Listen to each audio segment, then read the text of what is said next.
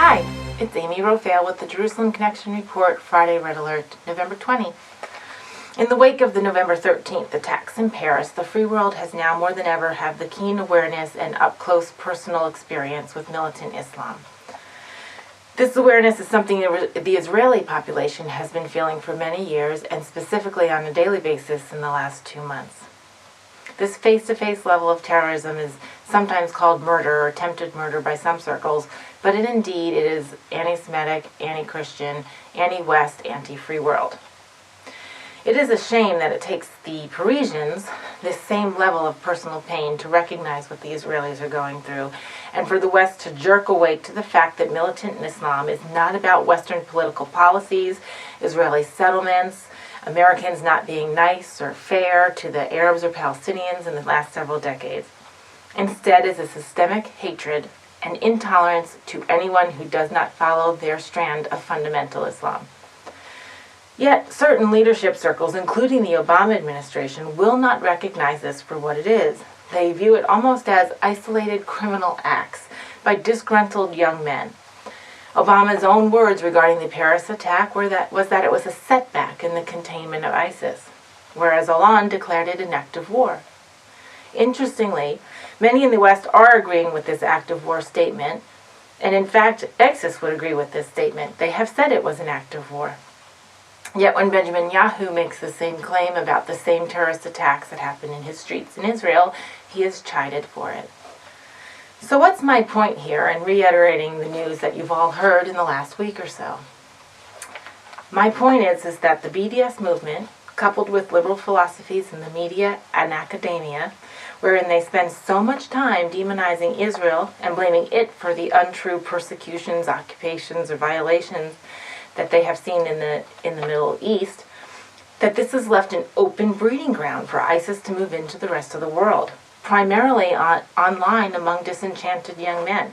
And there's no pushback to this ISIS mentality in the culture. Not at schools, not in academics, not in our political rhetoric, and not amongst our entertainers. Instead, Israel always seems to be the one to blame for everything.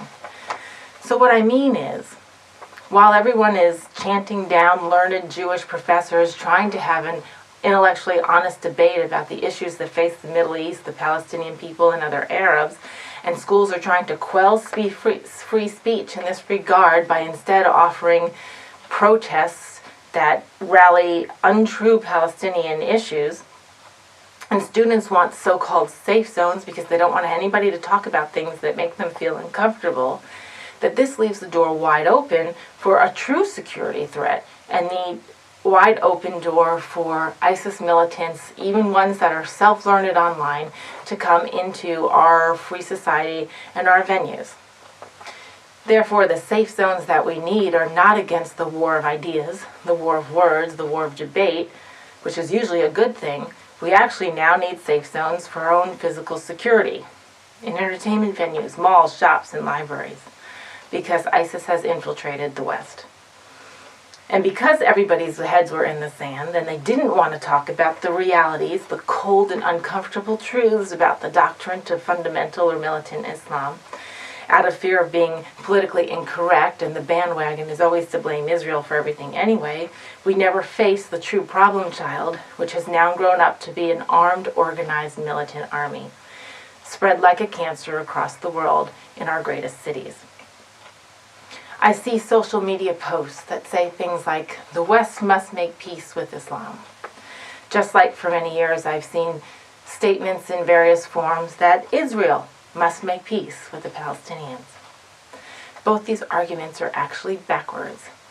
The latter is anti-Semitic because it places the double standard on Israel that somehow it is the source of the fact that there's no peace, when the opposite is true. So now the West faces the same accusation. Militant Islam is not killing people because we disagree with them or because we're not making peace with them. They have declared war on us because they don't want us to exist.